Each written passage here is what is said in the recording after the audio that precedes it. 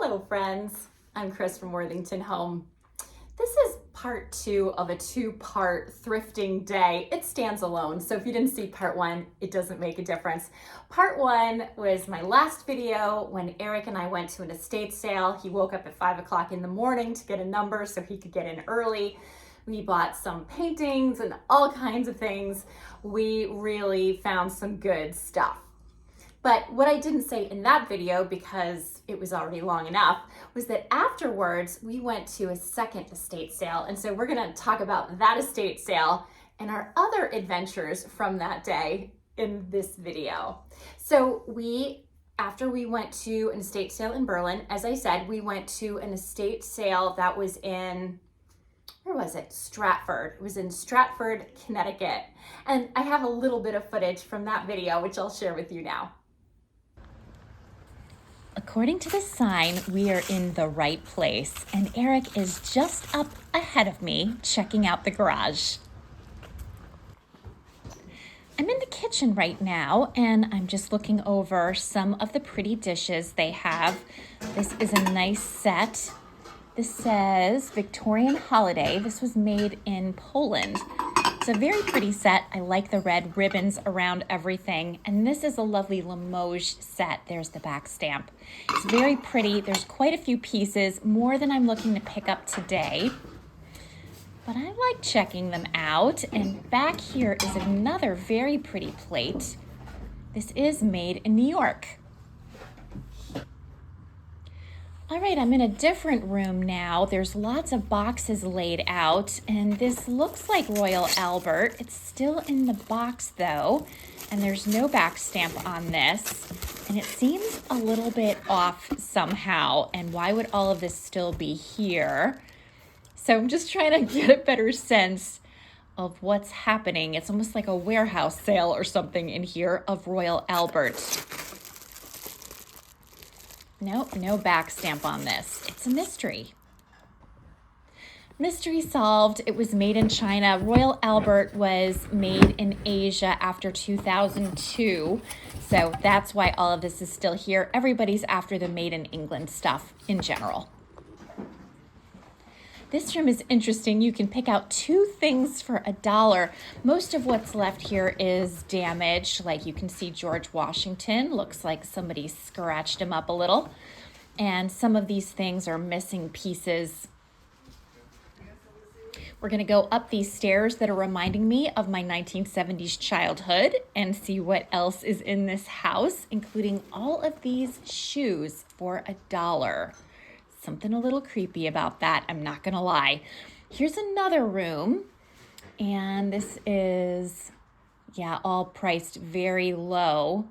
Those swans were made in China, so I left them in case you caught those, and I'm just giving you a panning shot. All right, third room. This one is interesting. There are some pretty teapots. And this whole space is just a digger's delight. People are rummaging through these boxes like nothing I can describe to you. I have to say though, when I go through, I'm really coming up with a whole lot of nothing. But I guess like treasures in the eye of the beholder, right? Who am I to say? Eric is about to take a big delivery of books to the car. This has been the best part of the whole sale, but I'll tell you more in a minute. So the estate sale was interesting. I'm sure it was heavily picked over because we were there after it had been going on for hours. It had started, I think it had started at like 7 in the morning, and we were there, it was probably like 11:30, 12 o'clock by the time we were there. So lots had happened since then. And while we were there were certainly lots of people. So I'm sure most of the best stuff had already been taken. Certainly by the time we were there, there was like a lot of stuff, but not what I would consider to be a lot of good stuff in my opinion. I have to say people were really happy. They were digging, they were having a good time. Everybody was leaving with things. Prices were really good. The sale was pretty organized. So I think lots of happy campers in that sale, but we didn't get a lot because there just wasn't a lot left, or not a lot that was good. The one thing that broke my heart, you saw the footage, was there was so much Royal Albert, and I was initially so excited, although of course my better sense said, you know, listen, it wouldn't still be here if it was good. It would be long gone. And of course, when I looked at it more closely, it was made in China. So that was heartbreaking. Apparently earlier in the day, there had been a lot of bleak, and that all went right away, and some other good things. But I did find a handful of treasures, which I'll show to you right now. So I liked these need to be washed, but I really liked these Lenox candlesticks. They're very simple and elegant, as Lenox tends to be. That's why I like Lenox. Here is the back stamp, and it still has its original sticker that says Lenox China Symphony Candlestick, hand decorated with platinum, made in the USA. So I thought these were really cute. And what I liked about these candlesticks is you don't have to have Lenox in your house or as your dinner set or anything like that in order to appreciate and enjoy these candles, because they're so nice and neutral. So I thought they were a good find. They were $5 for the pair, which seemed fine to me. So I picked those up. There were a few teapots. They were all incredibly similar. I ultimately opted to just pick up one. Teapots are definitely a weakness of mine, but it's also true to say they're not the easiest thing to store in bins, because they are very prone to breaking at the spout and at the handle. That's happened to me twice with teapots. So now I try to be very careful with them. A lot of times I don't put them in my bins. I try to find other spots for them. But for me, storage is kind of a chronic problem. So I thought one was good, 3 was too many. So this was the one that I got. I love the flowers on this. I like the gold top. I think it's really pretty. The handle is very pretty. It's in really nice condition. There's actually no crazing on this at all. The previous owner's name is on it, so let me remove that. I'm sure she doesn't want me flaunting that on eBay. I mean, on YouTube. This was made by Windsor, made in England. And here is the back stamp. So I thought this was very pretty, and this will be going on my eBay store. So the next thing I picked up I thought was very pretty, and I love pink flowers on porcelain. It's something that I really gravitate towards in my own collection. However, that's not why I bought these. I bought them because I loved the back stamp. It's kind of a weird reason to buy something, but it says Higgins Setter, New York. And it has a really cool kind of look. And so I intend to do a little research on that store. If I can find any information about it, I will include it in this video segment. I will be selling these on eBay because I do think they are beautiful. And I love that it's not just one plate. I wouldn't have probably picked up just one, but for a pair, I think that's more interesting. And these are beautiful for use or for display. These would be absolutely gorgeous, just even in a plate stand. But yes, my real incentive, my motivation here was to look up Higgins Setter. So we'll see if I can find anything out. Okay, here's the scoop. Higgins Setter was a well-known upscale store in New York City on what was called the Ladies' Mile. The Ladies' Mile referred to a fashionable row of department stores located on Broadway, which served the well-to-do carriage trade of the city. Of course, that's because their well-to-do lady customers arrived to the store in carriages. Some historians refer to the Ladies' Mile as the very heart of the Gilded Age. But back to my story. The store was founded by Colonel Charles Jacob Setter and brothers Barton and Arthur Higgins after the Civil War. Once opened, Higgins Setter became known for its fine china and elegant glassware, which was imported from Europe.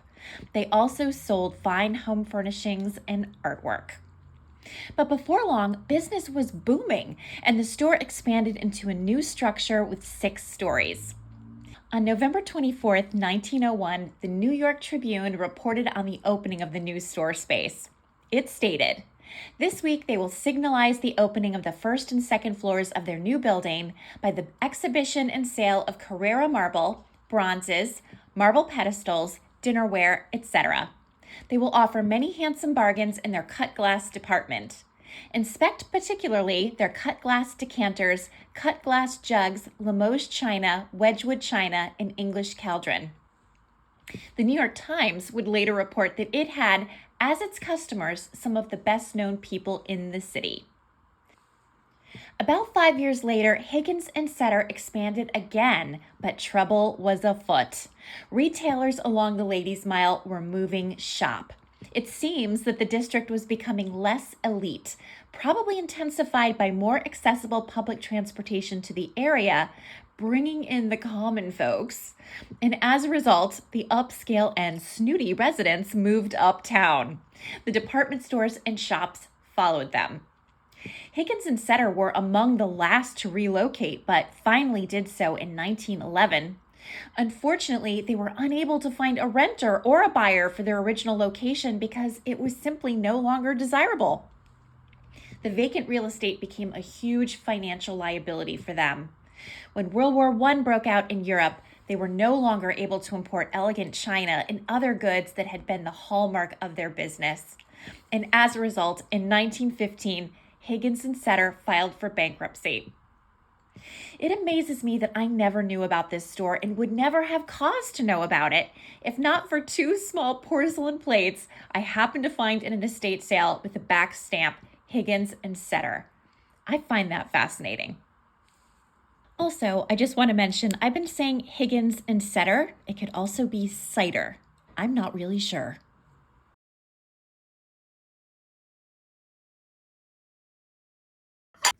The last thing I picked up at this sale that I'm going to show you at the table is this really kind of fabulous trivet. I think this is a trivet.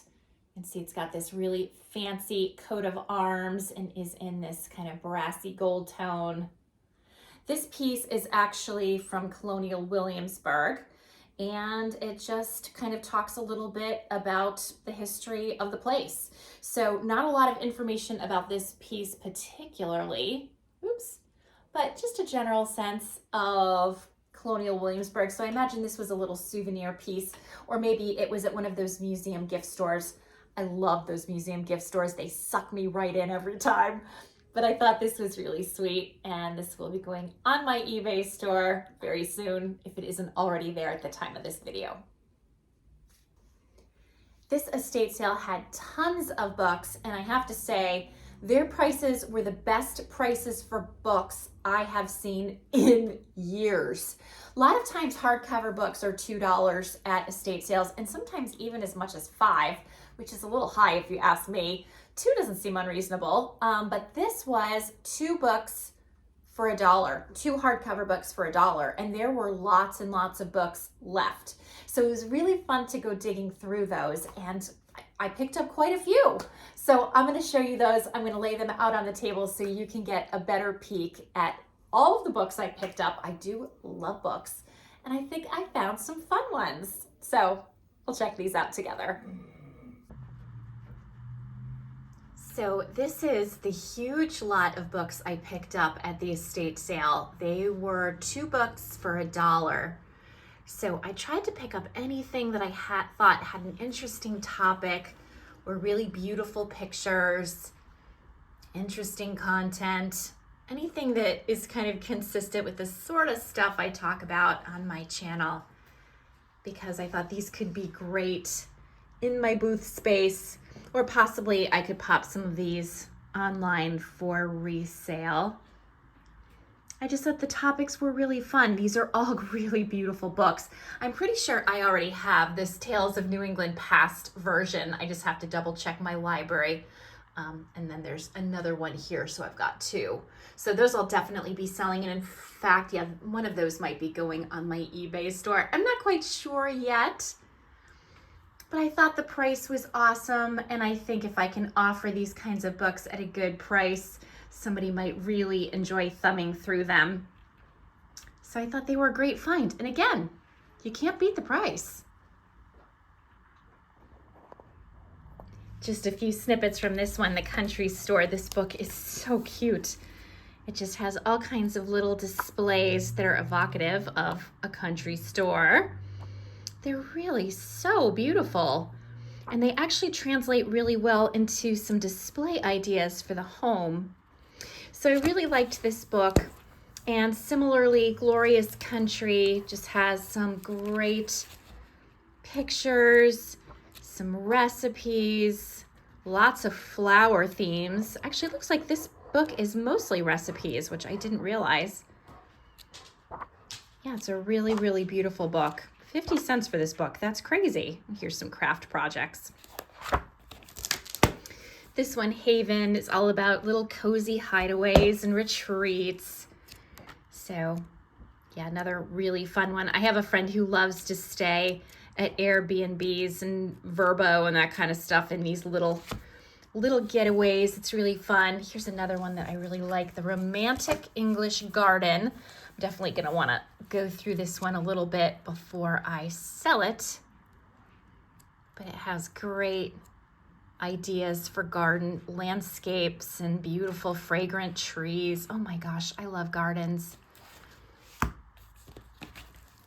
Yeah, and there's lots of others. I won't go through every single one because that would get a little tedious, but I think you get the gist of what is calling to me in these fabulous and very affordable books. These are the books I'm keeping for myself. The price was the same. It was part of the same estate sale, so 2 books for $1. I have often wanted to pick up this book, and every time I find it out thrifting, it is in terrible condition. So this one's in really nice condition. This Joan of Arc has great illustrations, and this is kind of an old guy. I'll show you the date.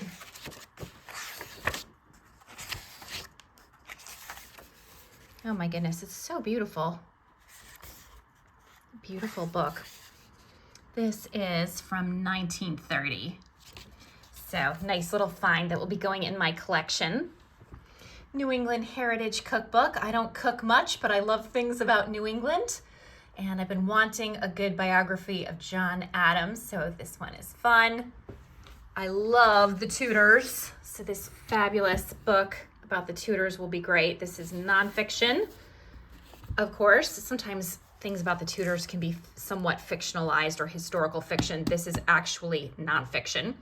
And then my Connecticut garden, because, you know, I'm in Connecticut and I have a garden. So I don't know if this book is just going to say, Chris, please weed your garden and pay attention to your garden because you didn't do a good job this year, but there is always next year.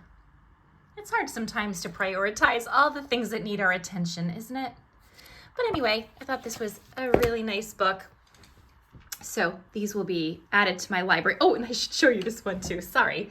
This one is fondue. I have a little fondue set I haven't used yet. I have been meaning to use it. And so this will be really fun in terms of things to do with your fondue pot. That looks really weird. Like gelatinous chicken. No, thank you. All right. Flaming cherries. Cherries Jubilee. That could be a thing. Very interesting. Yeah, this will be a lot of fun. Eric also picked up some books at that sale. I think the price was just so good. It was impossible not to grab a few. And these are really excellent. So these volumes are a history of the Civil War. These are pretty collectible books. He was initially thinking of selling them, but now he's questioning whether he should keep them. Of course, as a book collector slash hoarder slash double X hoarder, I think he should keep them. But we'll see. And he also got this collected Historian's History of the United States. So nice little haul in terms of books for Eric. I almost forgot to show you the last thing I picked up at this sale. I almost forgot. What? It is this cute collection of stacking or nesting wooden boxes.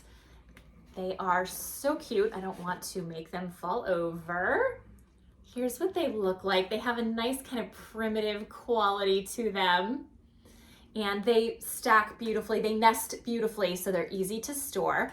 Or you can stack them up like this And if you have cats like mine, they'll really enjoy knocking them over again and again and again until you're ready to lose your mind. That's how we roll here. How do you roll at your house, I wonder? So after that estate sale, we still had time. It was still kind of early-ish in the day. So we decided to drive all the way up to Madison, which is a bit of a haul from Stratford. Not an impossible drive, but it was like 45, 50 minutes. And we were jumping all over the state. And we had heard, I think Eric read on, maybe it was on Facebook, that there was going to be a big tag sale under tents and that there were going to be a variety of things for sale. So we decided to check it out. Again, it had been going on for many hours, so you've got to be realistic about your expectations. And we knew that they were only going to be open for just under an hour when we got there, but we figured we could work pretty quickly. So we got to the sale, and this is what we saw. We're coming up to what seems to be like some kind of camping grounds that are having a tag sale. And we're in the tent where the tag sale actually is. And there is quite a bit for sale. Seeing that this is almost over, I'm surprised there's so much stuff here. Although this ottoman for $150 is tipping me off for sure. Looks like they've got very high prices on things, and probably that's preventing sales from happening. Most people do tag sales expecting to find really good bargains. So when things are marked up, they tend to hang out.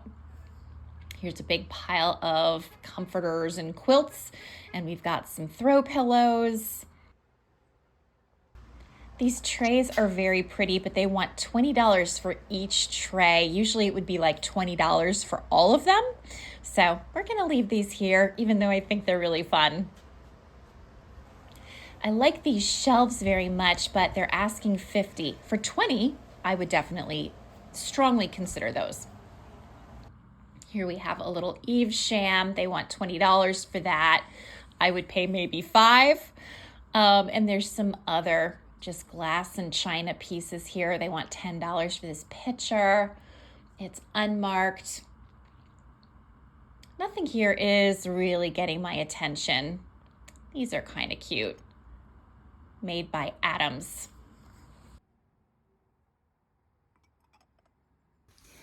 So, as you can tell from the footage, there were no great things at this sale. I mean, there were some things I might have considered, but the prices were higher than anything I wanted to pay.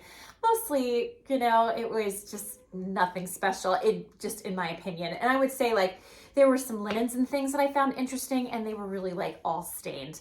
There were some nice articles of clothing. They were really super high. And, if I wanted it for myself, maybe I would have considered it. Probably not. They were just higher than anything I would pay, but definitely not resellable. And that's okay. It was still a fun little stop. Afterwards, we went to Bill's Seafood. We love Bill's Seafood. So here's a little bit of footage from that.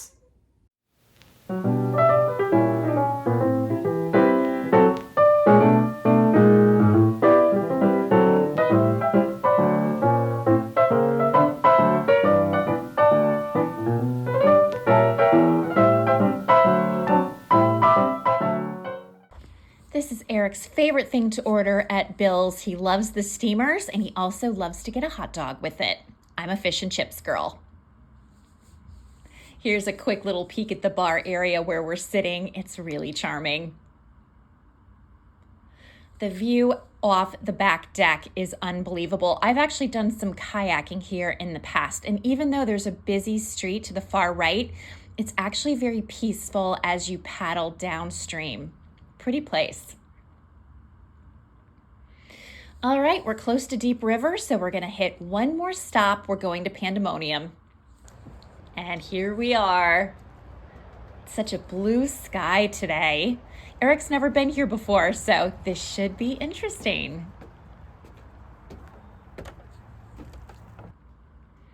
We're inside. It looks like they have a discount off Halloween items. This is a sweet child's table or desk in a white enamel. They want $35 for it. It's not in great shape, but it's still very cute. And this is a really nice basket for $20. I like that one too. And here is the china. Oh, Eric is calling me over. He wants to show me something. He is showing me this alarming looking doll that looks like it's maybe using a potty. And here is some more china. This is really pretty. This is all Spode. They want $75 for the whole set. Not all of the pieces are in great shape, but it's still really nice. Here are some haul pieces. I have this mixing bowl. They want $18 for this. Oh, that poor little bowl underneath it is looking sad. And I forget the name of this pattern, but it's very common. It's $8. I like it a lot. This is a pretty coffee pot. I want to get a closer look at this because, of course, the birds are calling my name. They want $9 as is. So some kind of damage on this. And there is the big old chip. Too bad. This is a gorgeous set of Wedgwood, $260 for the entire thing. They are really beautiful pieces. We're headed downstairs. We're gonna see what they've got. I'm just taking a quick look at all of the lamps. They have lamps in every shape and size you could ever imagine or want or need.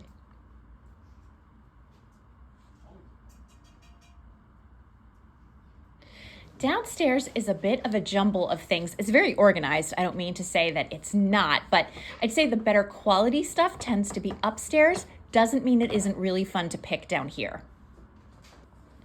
For instance, look what I just found. I really like this tray. There's so much going on in terms of details and storytelling on this piece. I really like it, and it has a signature. We're in the reading room now. That's what I'm calling it anyway, and it is full of the most amazing, comfy furniture you could ever look for. There's lots of old books around. The walls are in this old brick with great patina. This is definitely my favorite space in the entire building. I think you can probably see why. We're in the bakery section right now. We're trying to make decisions. I'm getting a scone, Eric is getting a donut, and we're both getting a coffee. We're very excited. I'm not sure that I'm going to get Eric off of this chaise lounge or whatever you call this. He looks extremely comfy, if you ask me. We're outside on the grounds now. We just want to take a peek at some of the animals. It's such a beautiful day. It's a great time to just kind of amble around and see what's what. Oh my goodness, these goats are so adorable. Look at them. Oh, I've always wanted goats, but don't really want to do the work. So, no goats for me. But these are so cute. Look at this little guy coming up to us. We're not feeding them. You're not allowed to, but we can talk to them. So that's what we're doing. Oh, he's so cute. Oh my gosh. Look at that little face. Yeah, I kind of want a goat. Now we're checking out the peacocks. This is obviously the male with the very impressive plumes. And I think this must be the female. And we're gonna go over to the goats one more time. There's this little one that we have to say hello to. Oh boy, what a cutie. Love the coloring on this goat. I'm just gonna look a little bit closer. Oh my gosh, yeah, this is a cutie pie for sure. Here's a koi pond. Eric and I have been enjoying talking about how much Indian iris would just sit here all day until every single fish had been caught and consumed. Fortunately for these fish, Indian iris are not around and they can swim around in fishy happiness. That was fun. We are headed to the car and then we're headed on home. It's been a great day. On our way home from Bill's Seafood, we were driving very close to Deep River, and so I had suggested that we stop over at Pandemonium. I haven't been to Pandemonium in a long time. I went in the earliest spring, and I really enjoyed my time there. I really enjoyed the historic grounds. It's an old factory building. There's lots of interesting history there. They have a thrift store that benefits the support of animals that they're rescuing and rehabilitating. So it's a nice cause. And I thought Eric might get a kick out of seeing this space.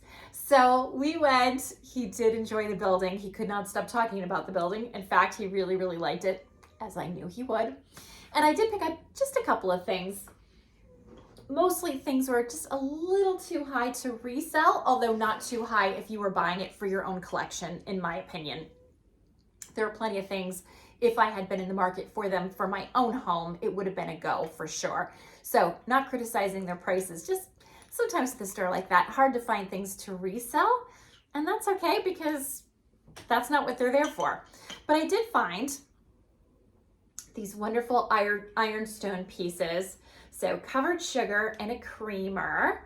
I've sold this creamer before, so I was excited to find it again, along with the sugar that accompanies it. So these were, I think they were $2 each, $4 for the pair, which was an excellent price.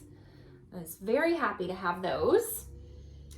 And I picked up this tray, which is heavy. It's tile. This was $3, and it has this great wintry scene. And I love, of course, the windmill in the background. So I thought this was a super fun piece. And I don't know if this will go on eBay or if this will end up on my store, my booth space. But it says made in Holland, hand decorated by Terstige BV. Oh boy, did I just butcher that. I apologize if we have any friends from Holland here. That was rough, but it was my best attempt. So yeah, it's a great little piece. There's a sled and there's horses, there's children. There's a little artist signature in the corner, and it also says 1990. Let me show you this better. There it is. And look how cute this is. Maybe you can get a better sense of it if I hold it up like this. Oh, actually, there's two windmills here. Such a cute piece. I don't love the wood tone of the tray, and it does have some signs of wear, but if somebody wanted to, they could certainly paint it or stain it or do something else. But I thought the tiles, the images were really fantastic. So I picked it up. So not the hugest haul in the history of the world, but we did find some fun things, and more importantly, we really had a lot of fun. So after this video, I am running to Stu Leonard's, which is a really fabulous and fun grocery store in Newington. My brother Jay and his wife Meredith are coming over tomorrow for brunch. I love hosting brunch. It is my very favorite thing to host. I just love brunchy food. And I've got my menu planned. So I am looking forward to using one of my new vintage tablecloths and bringing out some china and decking out the dining room, catching up with my brother. Hopefully the food will come out good. I am not a wonderful cook, but I am able to follow a recipe pretty successfully. I'm also, if we're gonna be really honest, I'm gonna look pretty closely at Stu Leonard's for stuff that's, like already kind of assembled and I can just pop it in the oven. That's my favorite kind of food to serve. So we'll see what they have next. And then I told Eric I would do some grocery shopping for his dad. Eric usually does it, but he's been super duper busy. So I'm gonna do that. And then tonight we're going over to a friend's house, somebody that Eric works with. She has like a kind of October festy little party at her house. No open flames, nothing to create fire, but she'll have food, and she usually has a band, and it's a lot of fun. So that's what's on tap for tonight.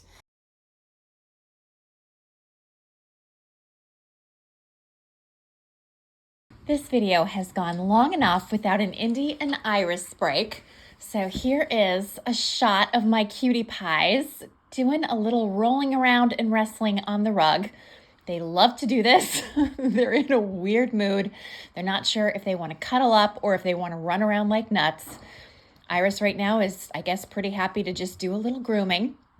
But I thought you would appreciate seeing the two of them in action.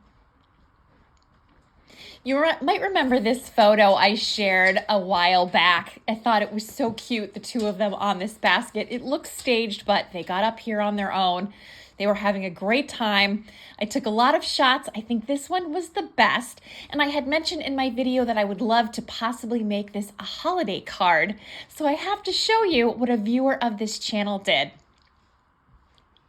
So Olivia, who's a viewer of this channel, took a few shots of the cat, screenshots just from the video, and created these excellent holiday card images. I love them. And then she reached out to me for the original so she could do an even better job, as if it wasn't good enough already. So I sent her the real thing, and she gave me a variety of options to choose from. And this one is my absolute favorite. How perfect is this card? So I need to figure out how to actually order this through Shutterfly or whatever. I think this is the winner for sure. Thank you, Olivia, if you're watching, for your amazing creativity. I am in love with this card. What do you think? Please let me know in the comments. Do you think this is a keeper? Is this a winner? Did I pick the right one? Do you think it's sufficiently festive? I know they're not looking directly at me, but I think it's awfully cute. And who doesn't love two kitties on a basket, right?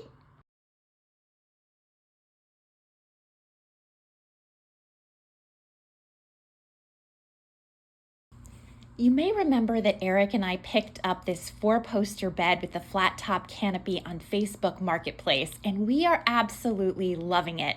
However, it's extremely high up from the ground, so I've been using a step stool to get in and out of it, which is a little bit silly. Fortunately, a viewer reached out to me and suggested that I invest in a low-profile box spring, so I picked one up, and we're going to put it together right now. Let's check it out.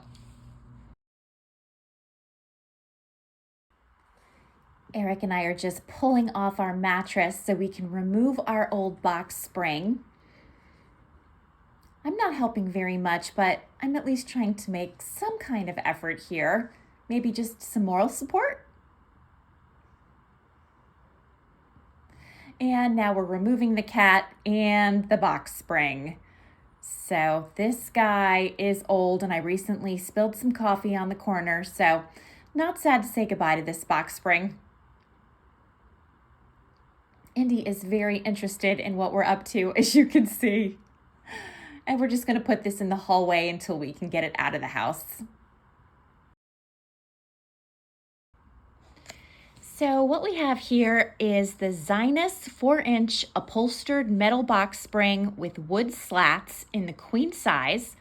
As I mentioned, this is from Walmart, and it costs $107.32. It's shipped in about a week. It was delayed for shipping, but it wasn't that big a deal because Eric and I had to find a time when we could tackle this project. As you can see, he's just pulling all of the pieces out of the box. And now Iris is in the box. Not very helpful, but she's a curious girl. Eric's checking out the instructions. We're hoping this isn't too complicated. And in fact, it's really just a series of pictures. There's no real directions to speak of.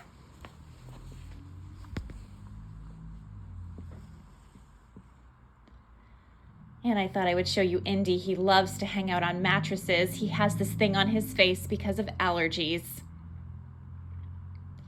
This is really the hardest part, is getting the screws in place, only because it's a really tight reach. So Eric is using this tool to make the job a little bit easier.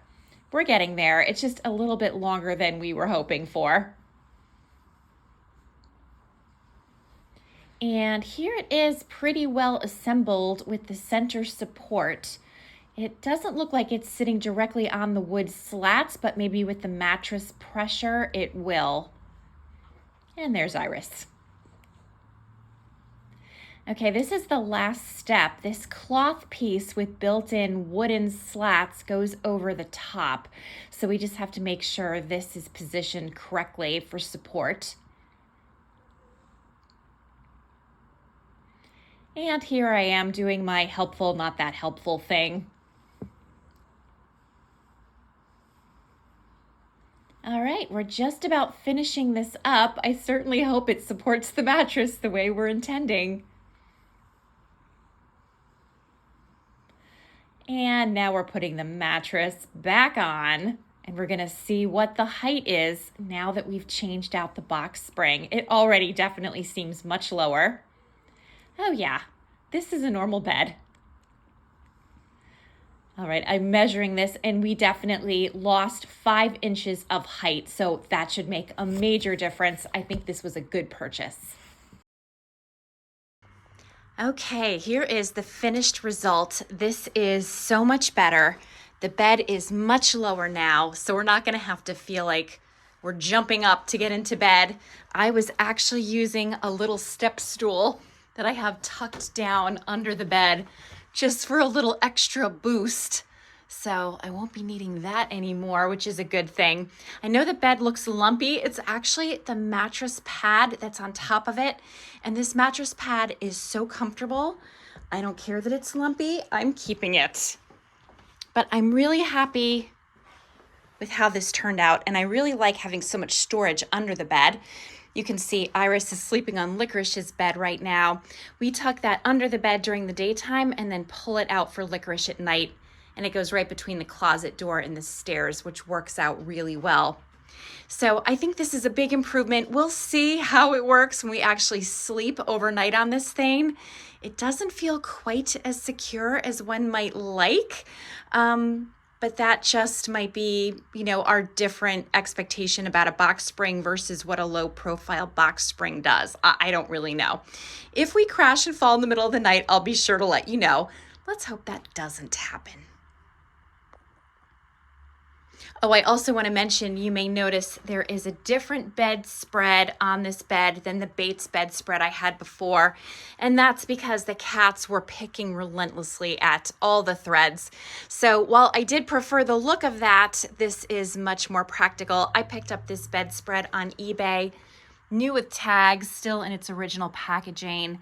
I think I spent like $90 on this, including shipping.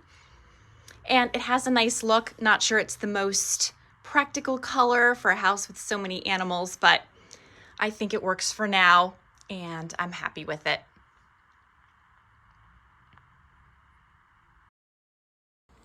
I also wanted to show you this Longaberger basket that's in the corner here. It's so cute. It has leather straps holding on the lid instead of like metal hinges, which is such a nice detail. And it's absolutely perfect for storing all of my cat grooming tools. I tend to watch a little TV in bed while I drink my coffee. The cats snuggle up on me, and it's a great time for me to groom them. So having the tools nearby but out of sight is absolutely perfect. If I didn't groom them on a daily basis, they would have dreadlocks up and down their body. Thank you, Margie, if you're watching this video, for my beautiful and thoughtful gift. Thank you so much for spending this time with me today. I hope you enjoyed this video. I keep forgetting my coffee. I poured my coffee earlier this morning, and I was excited to show off my very favorite Mara mug that's got the kitties on it. It's so cute. But I keep talking and talking, and I forget to sip my coffee. This is unacceptable behavior. Anyway, whatever you're doing, I hope you're having a great day. I hope to see you next time. Please like and subscribe if you enjoyed this video, and I'll see you next time. Cheers.